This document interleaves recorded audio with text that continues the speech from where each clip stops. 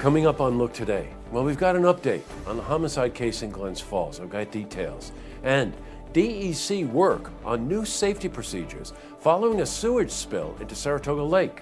Plus, the Children's Museum in Saratoga Springs will undergo renovation starting July 18.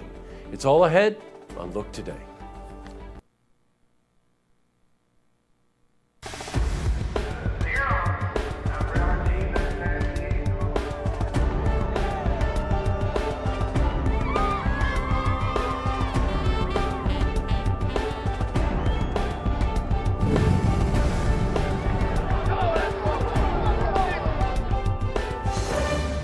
Welcome everyone, I'm Jay Hood Jackson and this is Look Today.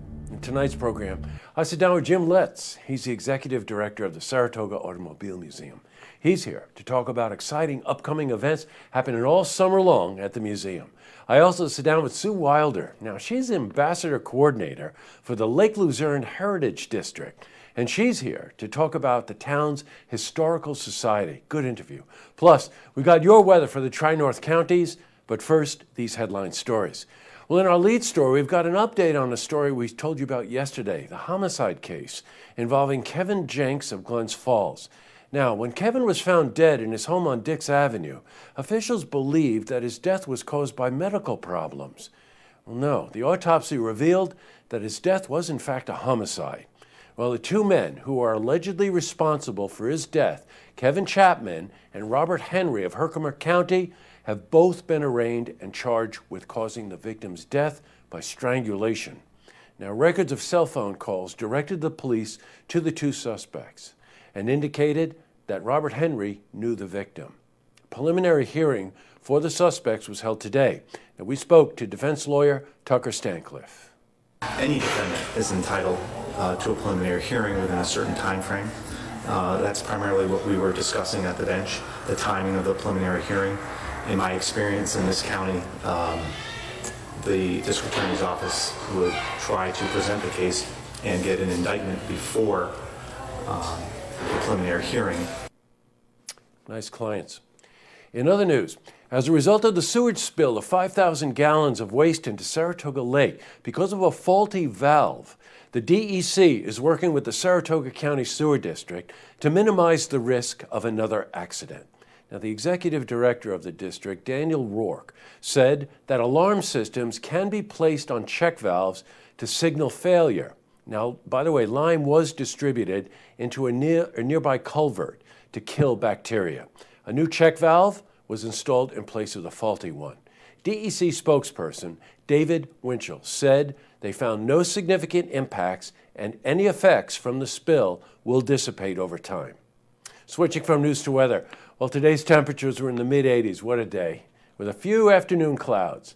Let's see how the rest of the week is shaping up. For a more detailed look at our weather, let's head to the Glens Falls Weather Center for a look at your first forecast.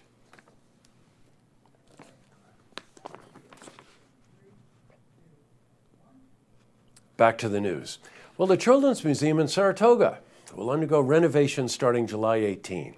Additions to the museum will include a program room to foster community relationships. Another room will be the sensory integration room for children on the autism spectrum. Well, we spoke to Michelle Smith. She's the executive director of the museum. So the renovations are going to start the week of July 18th, and we're looking forward to having two new rooms, a new STEM room as well as a new program room. Go, Michelle. By the way, the museum receives no state funding and relies entirely on contributions from the community. Remember that. The museum is expected to reopen late September, early October.